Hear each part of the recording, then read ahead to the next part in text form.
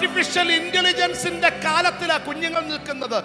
ആപ്പിളിന്റെ ഫോണാണെങ്കിൽ ഹേ ശ്രീ എന്ന് ചോദിച്ചാൽ മതി, ആ സ്ത്രീ ഉത്തരം പറയും. ശ്രീ എന്ന സ്ത്രീ. ഗൂഗിൾ ആണെങ്കിൽ ഹേ ഗൂഗിൾ എന്ന് പറഞ്ഞാൽ ഗൂഗിള്. ChatGPT വേറെ, ജെമിനി വേറെ. മക്കളെ, കൂടുതൽ ആശ്രയിക്കരുത്. നിന്റെ ഒന്നാമത്തെ ആശ്രയം ChatGPT ആകരുത്, ജെമിനി ആകരുത്, AI ആകരുത്. എല്ലാത്തിനും എറർ വരും. Trust in the Lord.